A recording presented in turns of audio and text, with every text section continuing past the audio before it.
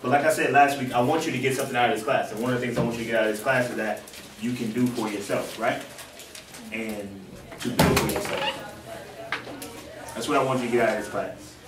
So there's a story, right? There's this baby camel who came up to his mother and he said, "Mom, why do we have these three-toed feet?" She said, "Because they will help you stay on top of the sand, the soft sand, as you make long treks across the desert," right? So a few minutes later, the baby camel came back to his mother and said, "Mom, why do we have these long eyelashes?" She said, "Because these long eyelashes help you to keep the sand out of your eyes as you take long trips across the desert," right? So he came back again. The young baby camel came back to his mother again and said, "Mom, why do we have these big humps on our back?" So his mother, kind of impatient at this point, "Because, son, you can store water for your long trips across the desert so you don't have to get water for a long time." He said, "Okay." So we have three-toed feet so we can stay on top of the sand. We have long eyelashes so that the sand won't get in our eyes.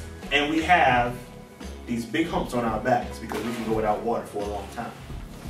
"But Mom," she said, "Yes, son. Why do we live in a zoo?" So why do we live in a zoo? Do you get that story? Yeah. Why do we live in a zoo? For me, when you leave out of here and when you go to your next year in high school and whatnot, you're going on to college, being in a zoo is thinking that you have to work for somebody else. The Creator has given you all kinds of gifts and talents, right? It's giving you a purpose as well. You don't have to just stay in a zoo. Let yourself fly, right? I mean, go across that desert. If that's what your tools are made for, do what you were made for, right? Because everybody is born with a purpose. What is your purpose? We talked about that the first day, right? We went around the room and said, what is your purpose? Hopefully, over this last month, you've gotten some better idea about what that is, or some better idea about your capability of actually going forward.